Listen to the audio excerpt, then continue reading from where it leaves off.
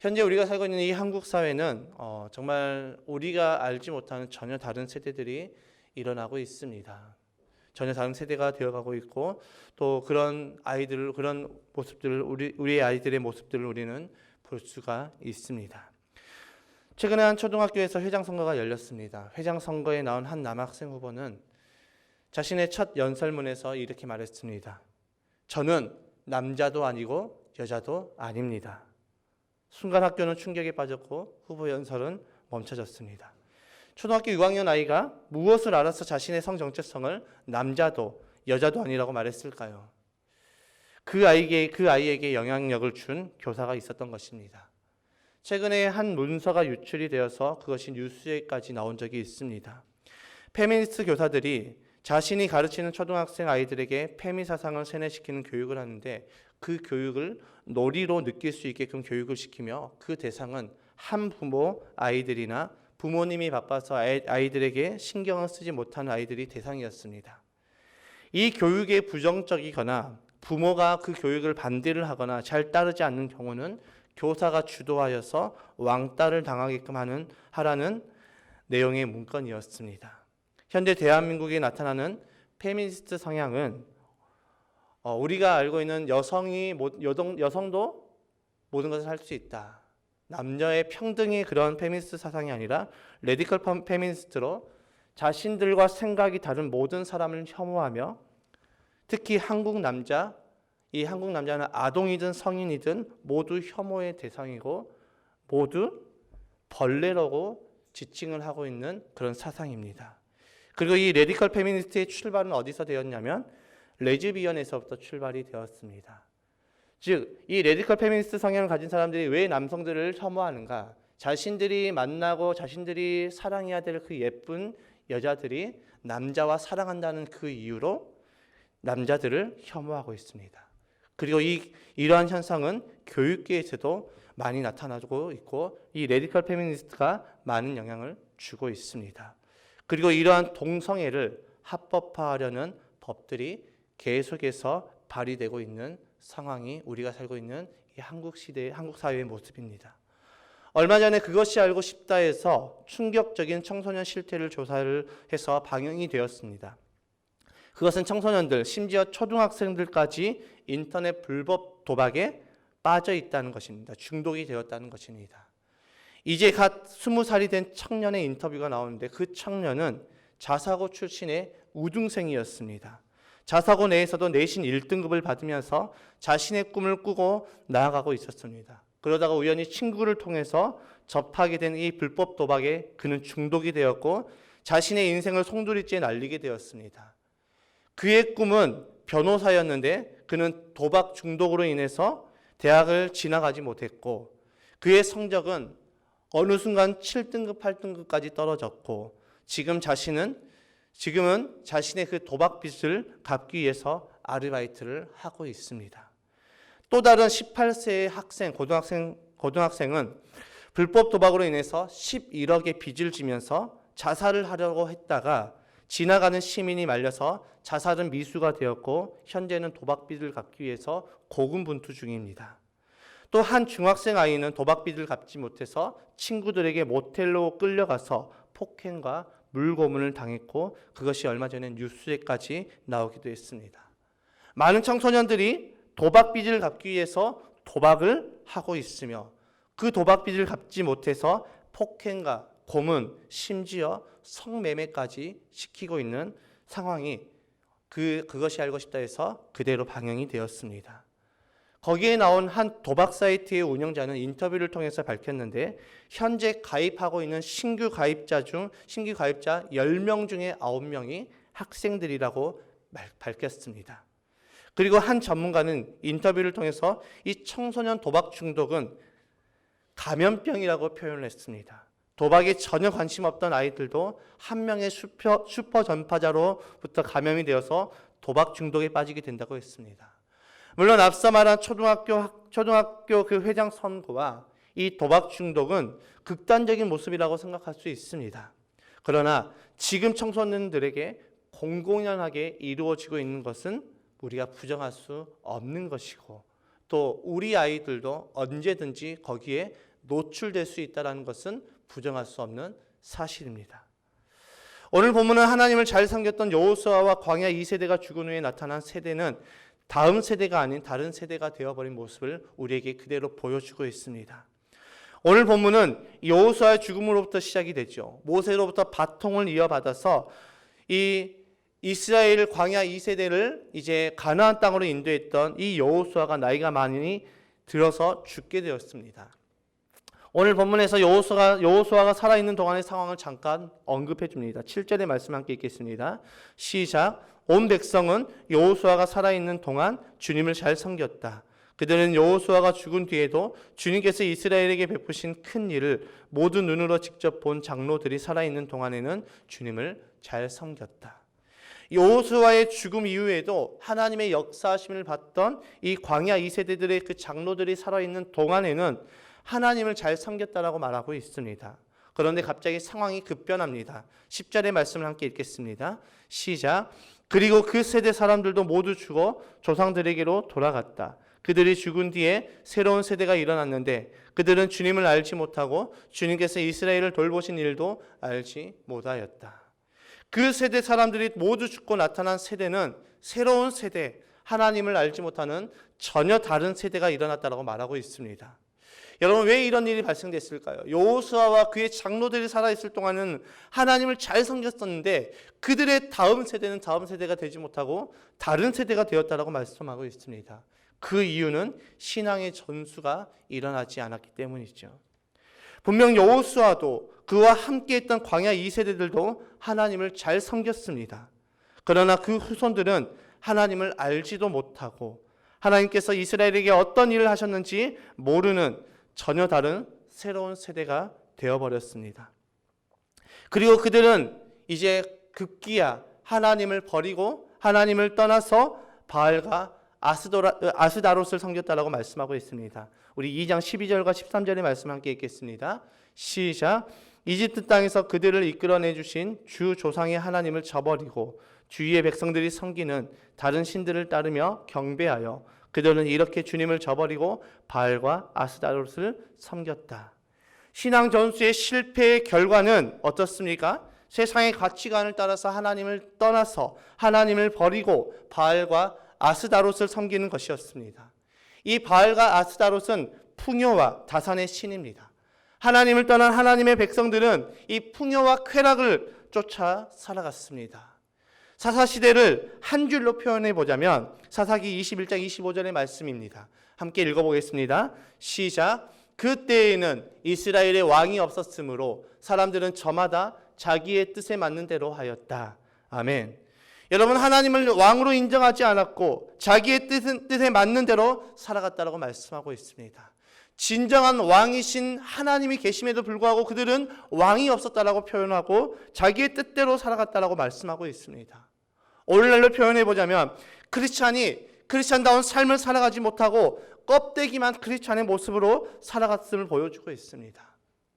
크리스찬이 하나님과 상관없는 삶을 살아갔음을 보여주고 있습니다. 얼마 전 다니엘 기도회 강사로 나오신 류응열 목사님께서 미국의 상황을 잠시 보여주었습니다. 그 영상을 잠깐 보겠습니다.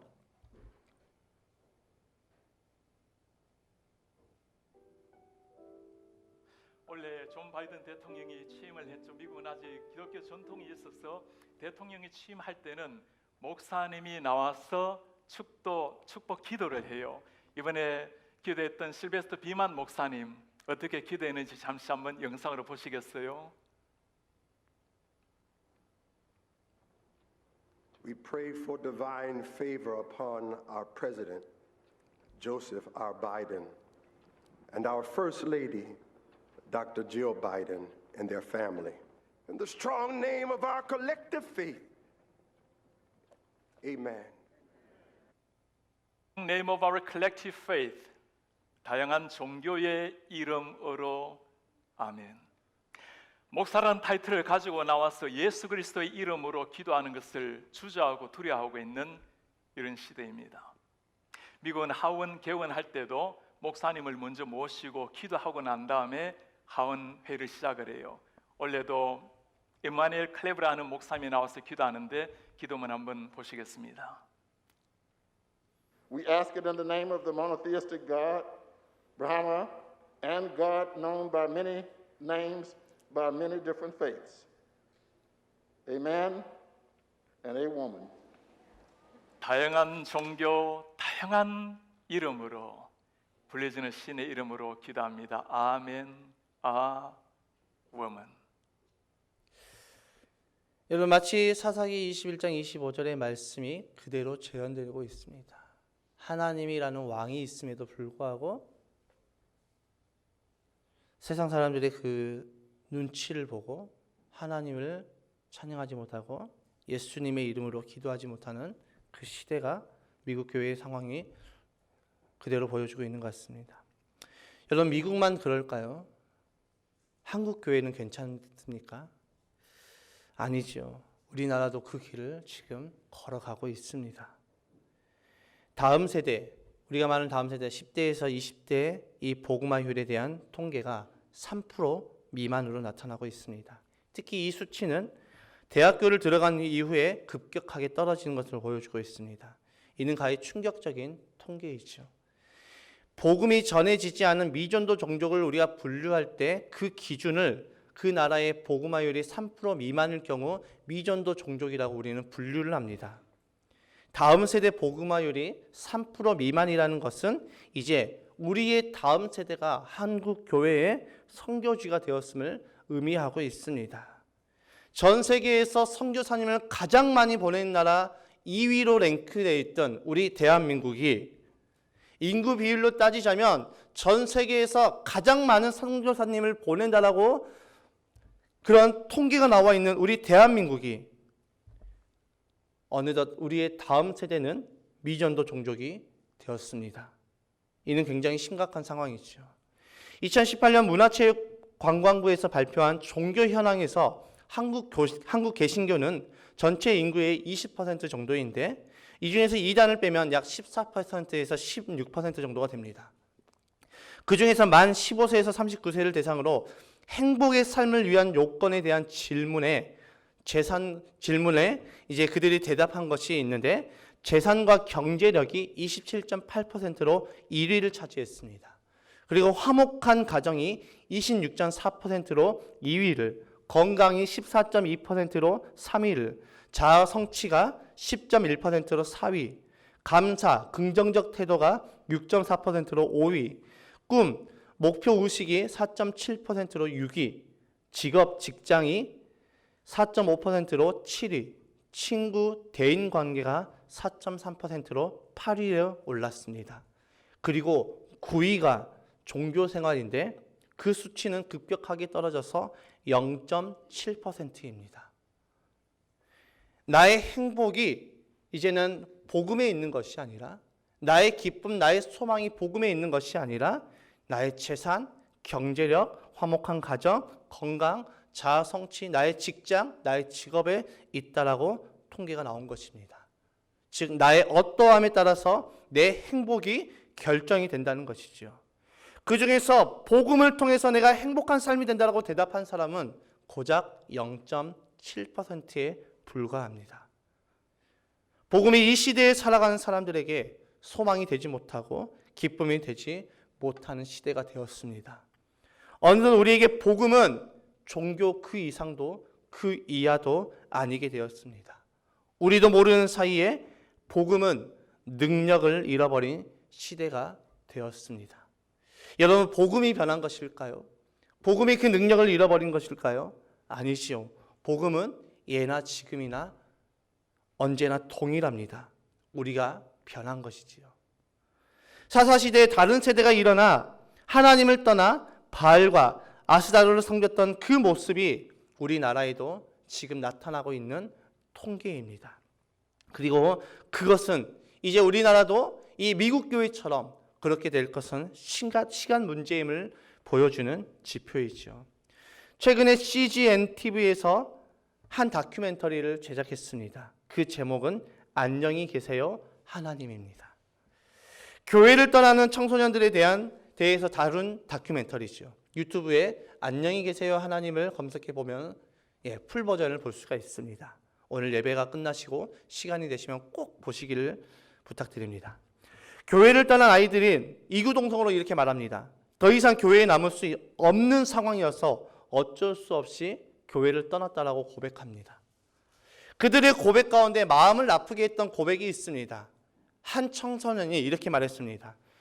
나에겐 정말 이제 하나님밖에 없는데 그 하나님마저 미워하고 싶지 않아서 교회를 떠났어요.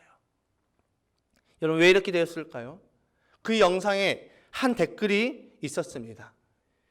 그 댓글의 내용은 이랬습니다. 교회의 목회자를 비롯한 많은 어른들이 다음 세대를 살려야 한다고 입으로만 외치고 정작 전혀 관심은 없습니다. 여러분, 저는 이 댓글을 보고 저는 아무 말도 하지 못했습니다. 그동안 우리는 교회를 떠난 아이들이 왜 떠난지에 대한 관심이 없었던 것이 사실이죠. 그냥 믿음이 없으니 떠났다라고 말하고 오히려 그들을 비판하고 그들을 정죄했던 것이 우리의 모습이었습니다. 그런데 교회를 떠난 아이들은 이렇게 말하죠. 하나님마저 미워하고 싶지 않아서 제가 교회를 떠납니다. 많은 크리스찬들이 예수님보다 이 땅에서의 성공의 삶에 집중했습니다. 많은 크리스찬들이 예수님보다 교회의 건물에 집중했습니다. 교회의 부흥에만 집중했습니다. 그러다 보니 다음 세대는 자연스럽게 뒤로 밀렸고 믿음의 부모는 신앙의 전수를 하지 않았고 교회의 건물은 커졌지만 교회의 시스템은 예전보다 너무나도 좋아졌지만 다음 세대는 무너져가고 다음 세대는 교회를 떠나고 있었습니다. 이스라엘이 영적으로 가장 어두웠던 시기를 말하라고 하면 사사시대를 말할 수 있습니다. 이 사사시대가 도래하게 된 이유는 오늘 본문 10절에서 잘 표현해주고 있죠. 함께 읽어보겠습니다. 본문 10절의 말씀을 읽겠습니다. 함께 읽겠습니다. 시작. 그리고 그 세대 사람들도 모두 죽어 조상들에게로 돌아갔다. 그들이 죽은 뒤에 새로운 세대가 일어났는데 그들은 주님을 알지 못하고 주님께서 이스라엘을 돌보신 일도 알지 못하였다. 아멘. 신앙의 전수가 일어나지 않았던 광야 2세대의 죽음 이후 다음 세대는 무너졌고 그 결과 영적 암흑기인 사사시대가 도래했습니다. 우리의 다음 세대가 무너지면 우리도 똑같습니다. 우리의 다음 세대가 무너지면 우리의 미래도 없습니다. 그렇기 위해 우리는 다음 세대를 세워야 합니다. 다음 세대를 세우기 위해서 우리는 우리의 모든 것을 헌신해야 됩니다. 아무것도 하지 않으면 아무런 변화도 없고 아무런 일도 일어나지 않습니다. 다음 세대에 대한 아무런 준비가 없는 상태에서 20, 30년이 지났다고 생각해 봅시다. 우리 교회가 그때까지 건재할까요? 우리 교회가 그때까지 존재할까요? 아니지요. 다음 세대가 무너지면 교회는 문을 닫습니다. 이것은 성경에서 나온 광야 2세대에서만 나오는 모습이 아니지요. 유럽의 교회가 이미 우리에게 그것을 보여주고 있습니다. 다음 세대가 무너진 유럽 교회는 급속도로 무너졌고 교회는 문을 닫게 되었고 교회의 건물은 주중에는 술집으로 주일에는 예배당으로 쓰이고 있습니다. 얼마나 비극입니까? 얼마나 비참한 현실입니까? 사람을 세우지 않고 건물 중심이었던 유럽 교회는 그렇게 몰락이 되었고 이제는 한국에서 영국으로 선교사를 파송하고 있습니다. 그런데 정말 심각한 문제는 우리 한국 교회도 그 길을 똑같이 걸어가고 있다는 것입니다. 얼마 전 키르기스스탄 손동원 선교사님의 선교 편지를 받았습니다. 선교사님께서도 선교지에 다음 세대 사역을 시작하신다라고 말씀하셨습니다. 그리고 선교사님은 저에게 이렇게 고백했습니다. 제가 15년 동안 키르기즈에서 교회 사역을 하였지만 아이들에게 사역적 포커스를 둔 적이 없습니다. 지금 생각하면 15년 전 5살, 10살짜리 아이들에게 사역의 모든 포커스를 쏟아부었다면 지금의 사역은 완전히 다른 모습일 것입니다. 라는 생각이 들었습니다. 그래서 지난 10월 초부터 어린이 예배를 시작하였습니다. 전도사가 준비를 하여 매주 주일 예배를 따로 드렸습니다.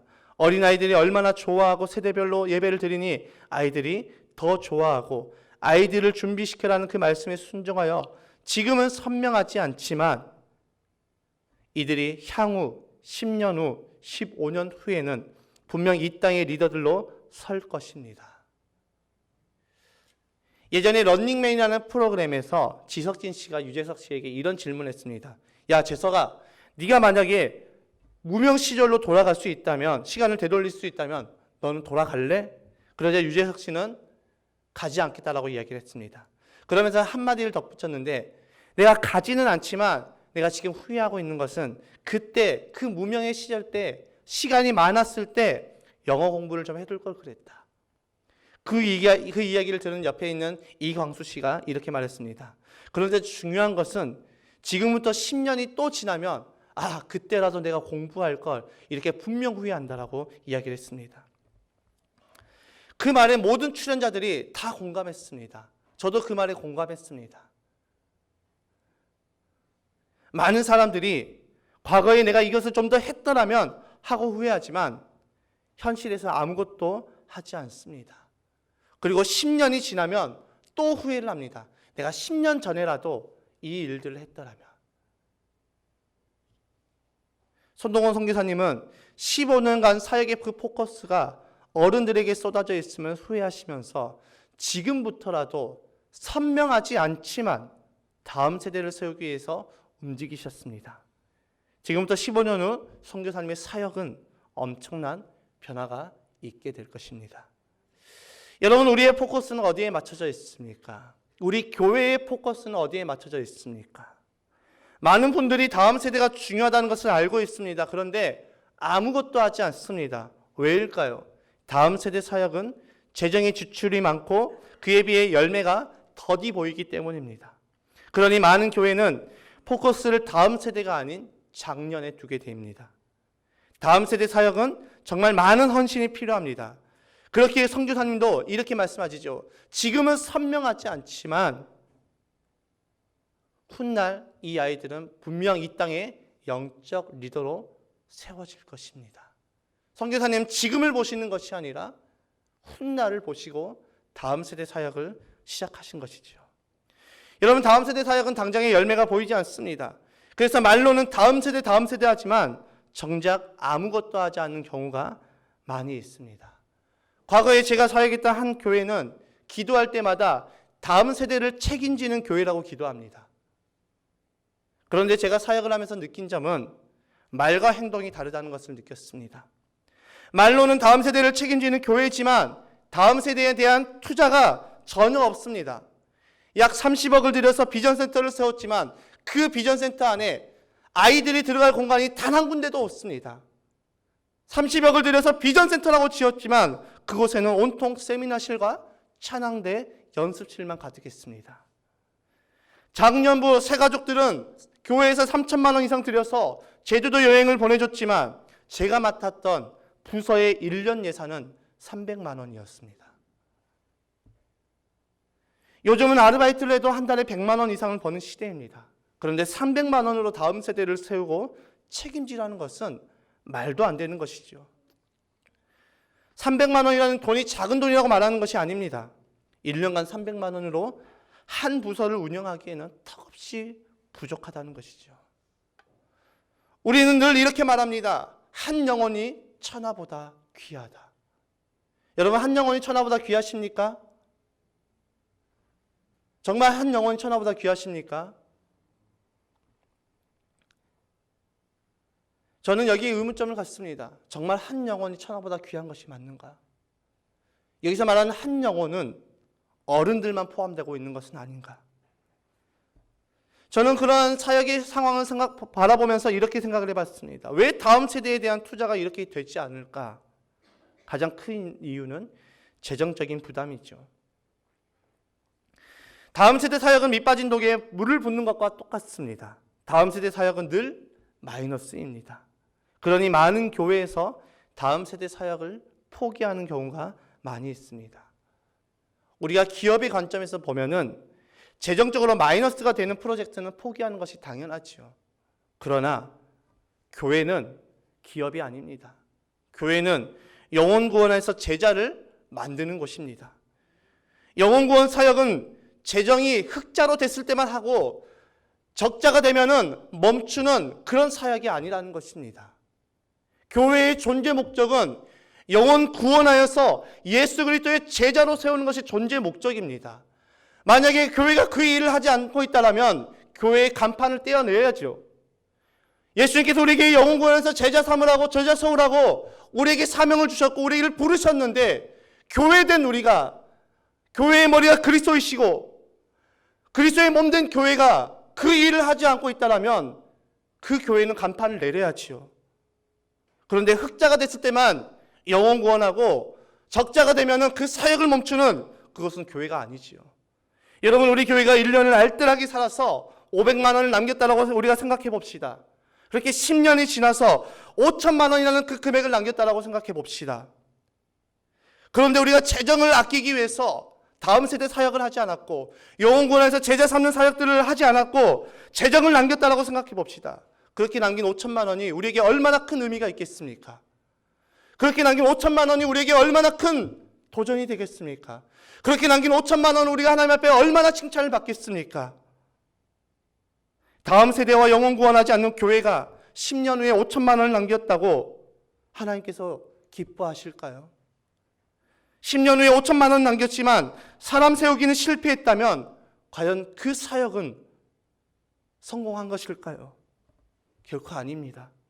설사 우리가 10년간 많은 빚을 졌다 할지라도, 우리가 1년에 1억씩 10년간 10억의 빚을 졌다 할지라도 우리가 영혼 구원하여서 제자 삼는 교회, 다음 세대를 세우는 교회가 되어서 사람을 세워나가고 있었다면 우리는 충분히 그 빚을 지면서 투자할 가치가 있는 것입니다. 우리에게는 충분히 그 일들을 감당할 만한 가치가 있는 것입니다. 지난주 제가 말씀을 전했던 것처럼 하나님을 바라보는 그 한 사람을 세우기 위해서 우리는 영혼 구원 사역을 감당하고 있고 우리는 학교 사역을 감당하고 있다고 말씀드렸습니다. 우리는 다음 세대를 세워나가는 것이라고 말씀드렸습니다. 우리 세대가 빚을 져가면서 사람을 세워나갈 때 우리가 세운 그 한 사람이 우리의 빚을 감당하지 못할까요? 우리가 세웠던 그 한 사람들이 우리가 그들을 위해서 투자하고 그들을 위해서 헌신했던 그 모든 것들을 감당할 그 한 사람이 나타나지 않을까요? 아니지요. 분명 나타납니다. 우리가 하나님을 바라보며 믿음으로 나아갈 때 주님이 그렇게 일하십니다. 그 일하실 주님을 바라보며 나아가는 저와 우리 교회가 되시길 주님의 이름 축복합니다. 어떤 분들은 이렇게 생각합니다. 내 자녀들은 다 컸는데 굳이 내가 여기에 동참해야 되는가? 여러분, 이런 생각은 하나님의 나라에 대한 관점이 잘못됐기 때문에 이런 생각이 나오는 것입니다. 내 자녀만 잘 되면 된다? 아니지요. 우리 교회에 있는 우리 다음 세대들은 우리 모두의 자녀입니다. 하나님 나라의 자녀로서 네 자녀, 내 자녀 이렇게 구분해서는 안 됩니다. 우리 모두의 자녀입니다. 우리 교회의 자녀들입니다. 그리고 이 아이들이 우리 교회의 재산이 되는 것입니다. 여러분, 교회의 재산은 건물이 아닙니다. 교회의 재산은 돈이 아닙니다. 교회의 재산은 사람입니다. 10년이 지나서 20년이 지나서 하나님의 일꾼으로 세워질 것을 보고 우리는 이 일을 헌신해 나가야 됩니다. 그리고 그 헌신은 소수만 하는 것이 아니라 우리 모두가 하나가 되어서 그 일을 해 나가야 됩니다. 그러기 위해서는 우리는 함께 기도해야 됩니다. 내 자녀만을 위한 기도가 아니라 우리의 자녀를 위해서 우리는 기도해야 됩니다. 우리 지수, 현민이, 형우, 보민이, 승진이, 가영이, 아영이, 유엘이, 도윤이, 라일이, 우리 교회의 다음 세대를 위해서 우리는 기도해야 됩니다. 그리고 우리는 그 아이들에게 우리의 것으로 섬겨야 됩니다. 그리고 그들을 하나님의 사랑으로 품어야 됩니다. 안녕히 계세요 하나님이라는 그 다큐멘터리에서 아이들이 떠나는 가장 큰 이유 중 하나가 어른들의 정죄와 판단이었습니다. 아이들이 실수할지라도 우리는 그것을 정죄하는 것이 아니라 우리는 성경으로, 말씀으로 바르게 교육시켜야 됩니다. 그리고 그 아이들을 위해서 우리는 기도해야 됩니다.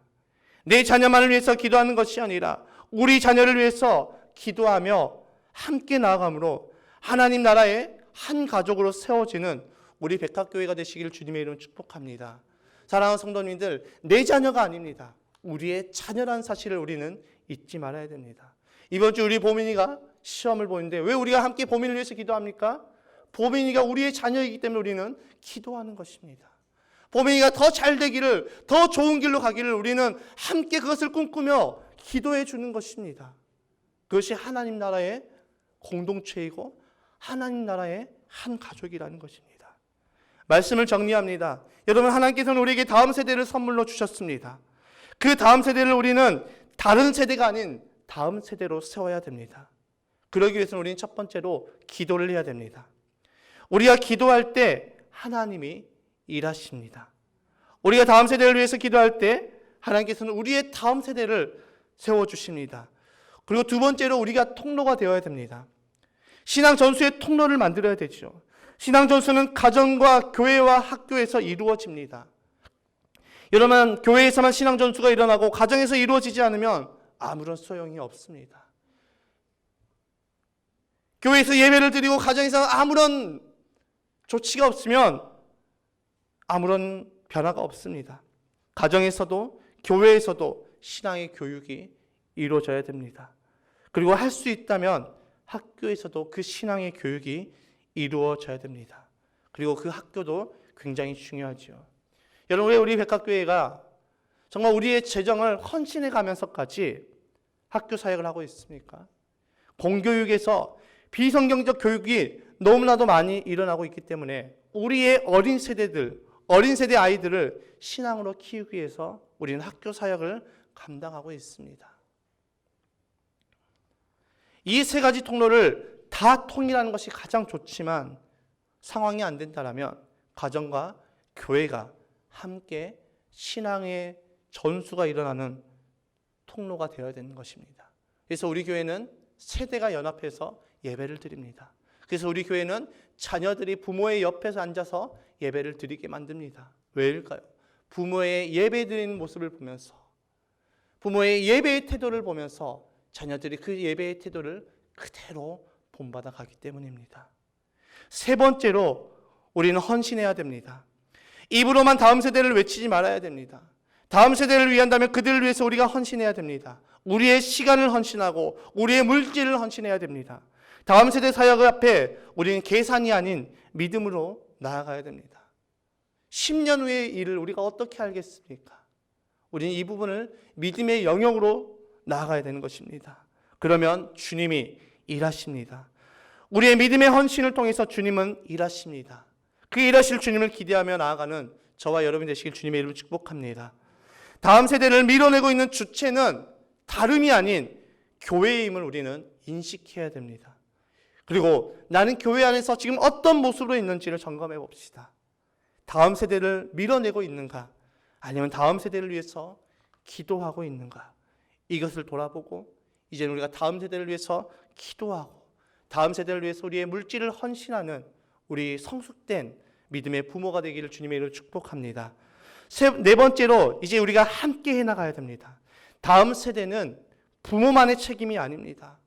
소수의 사역자들만의 책임이 아닙니다. 우리 모두의 책임입니다. 여러분, 우리는 우리의 자녀들을 세우기 위해서 학교 사역을 감당하고 있죠.